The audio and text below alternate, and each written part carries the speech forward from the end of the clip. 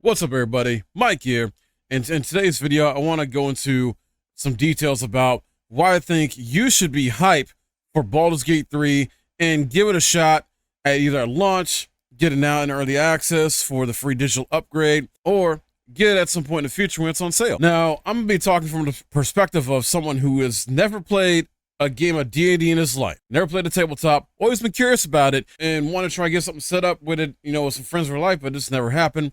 But recently, for some years now, actually, I've been more keen to trying out some of these video games that are like adaptations of the tabletop game or inspirations of it. Like I currently have, Pathfinder 1 and 2. I got Divinity 1 and 2, and was gifted the early access to Baldur's Gate 3 not too long ago, trying some of that out. And this has really got me intrigued, got me interested in going through the full game. And here's why. First thing here is customization / character creation. So there's more hair, skin, and other appearance options that will be available in the full version of the game that's not available in early access that was showcased recently in the Panel from Hell live stream. And this also includes tattoo styles, changing color of tiefling's horns, for example, and so much more. You can also put +2 and +1 into abilities tab for each class, I believe, as well.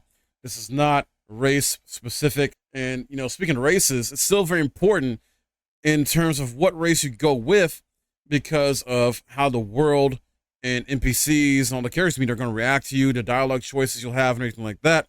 So it's still going to be very important in that aspect. And there are going to be certain traits that are specific to each race that'll even further kind of help define your build and just how your overall character arc goes in the story. Next up is details about Act 1 not being the same. It's going to be different now than early access version right now. It was confirmed recently by the creative director that it has 33% more / change up content, including better writing.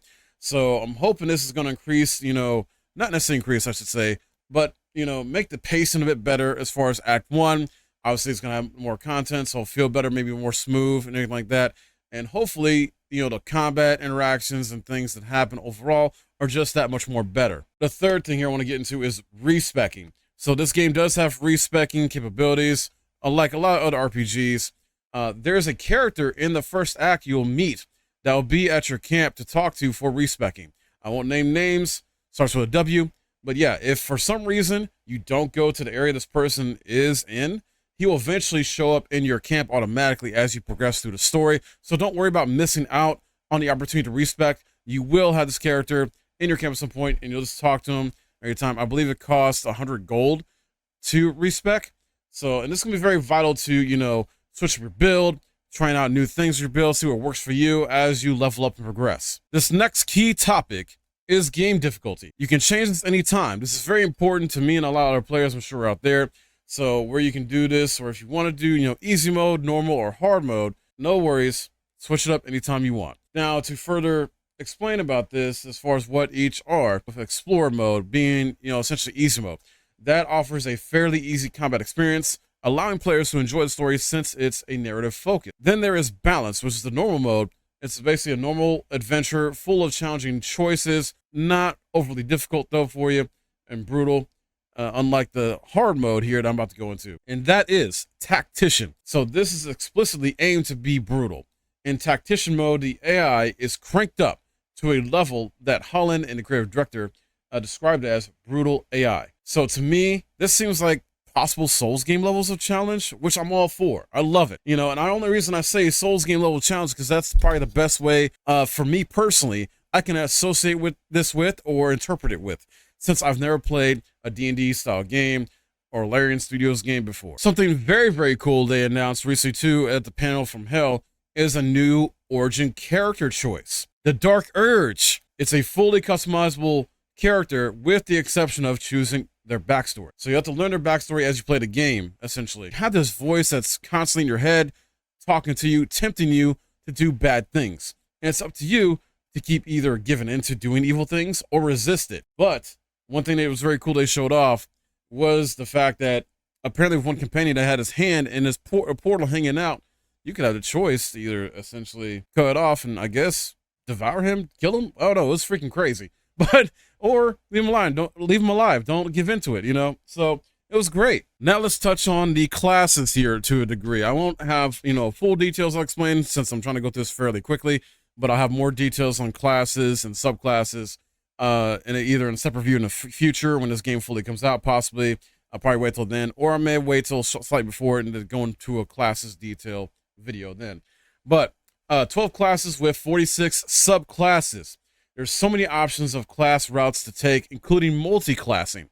There's more spells that'll be added to the full version of the game as well, with it being over 600 spells and actions that was confirmed by the devs recently. That's freaking incredible. Like, I'm just like mind blown by this. What you can do. I'm so excited with the combinations that you can pull off, the things you kind of slot in, try with, as your build progresses and you switch it out, respec and anything like that. Going back to the respec, very important here. To further add on to this, itemization and multi-classing here are going to be very key and important in this game. And essentially more so itemization, because that's going to be build changing items. We don't know fully yet, about all of them or how they're going to affect and impact the game. But, based on some reports I've been reading about, these are going to be game changing in huge ways that are going to even more so define what your build or builds can be. Very specific items you'll have to pick up, find in the world, learn about, and strategize with.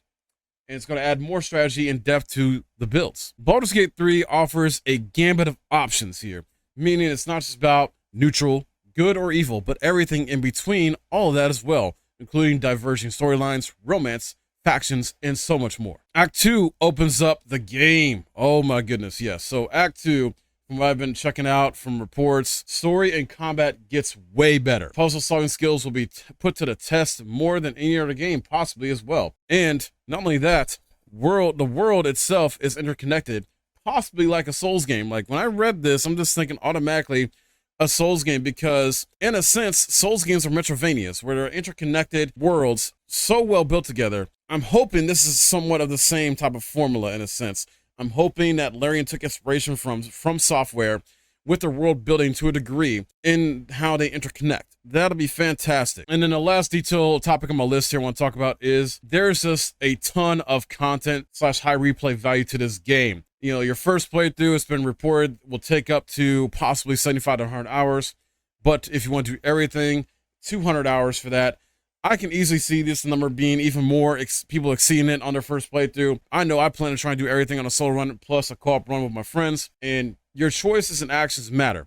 And you won't see everything on the first playthrough, with one character, as a report from Game Rant states that Baldur's Gate 3 could take, 18 playthroughs to see everything on just one single character. That's huge. It's insane. So there's so much replay value with this game. Not only with just that, but there's so many races you can choose from if you want to try a new playthrough with a different race. Let's see those dialogue options and choices, the different origin characters, trying out different companions in your party that you didn't try before on a first playthrough. I don't even know how many multiple endings this game could possibly have. It's just huge. So for my final thoughts on this, once again, speaking from a perspective of, never playing D&D ever in my life before, so I'm trying to speak for mostly of those you guys that have never played this either. I think you should give this a shot. I think this is Game of the Year potential right here. It's Game of the Year material. I know it's not like as mainstream as some of these other franchises, like, Zelda with Tears of the Kingdom. You got Spider-Man 2 coming out later this year. You got Starfield, a new IP by Bethesda, coming out later this year. We've already had RE4 Remake.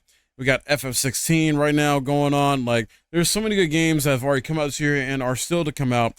I at least think this game deserves a nomination for Game of the Year based on what I've played in early access so far and what I've read and seen on the internet as far as research goes when it comes to all these new details that have popped up. I could easily see this game upon reviews getting like a lot of 9 out of 10s, 10 out of 10s for being a masterpiece, because I think it is. Going back to what I also mentioned earlier about, if you do decide to get to early access now before it releases August 3rd, there's a free digital deluxe upgrade you can get that includes a lot of cool stuff there, including play it 3 days early. Correct me if I'm wrong on that in the comments, but yeah, on top of some other in-game goodies you can get. I think digital art book, digital soundtrack, etc. And going back to kind of echoing what I've already talked about, there's so much replay value to this game. All these different races, classes to try out, hybrid classes, multi-class and spells, all this stuff. It's just gonna be nuts. Like, and having fun with romancing characters. Like, I can't wait to try that out. I mean, holy hell. Y'all seen the bear scene. I mean, come on. So a lot of fun to be had with this game that has me so hyped for it. And I hope this video's helped get you hyped for this as well too, with all these details. And I plan to make even more videos about this, covering this game in much further detail. You know, I want to go into more detail about like the classes, subclasses, do build videos, some other helpful videos, tips and stuff like that. You know, as this game launches, and try to do some other videos before it comes out as well too, talking about some other things in more detail. I can't wait to dive in this game and lose myself in it. I know it's gonna be a long adventure for a lot of people, and some of y'all don't have time for this. I understand if you don't get it right away or don't get it at all, because it is a time sink. For those that are probably hardcore RPG fans, hardcore D&D, this is gonna be right up your alley in my opinion. But I still say, for those of us that, you know, including myself, that have never played the actual tabletop, give it a shot, give it a chance. You know, you never know, it might surprise you, especially all the, you know, attention to detail in this game, and a lot of love and efforts put into this. So hopefully this is helpful once again, I say. And I'll be streaming this on my Twitch, twitch.tv/Mike_Hero, be in the description below. Definitely check me out there. Come on by to come share your thoughts and everything like that when I start streaming this. And I'd love to have you, and we just talk about this, you know, and just have fun, a silly ass time, basically. Thank y'all for watching for this video, and look forward to more content around this game.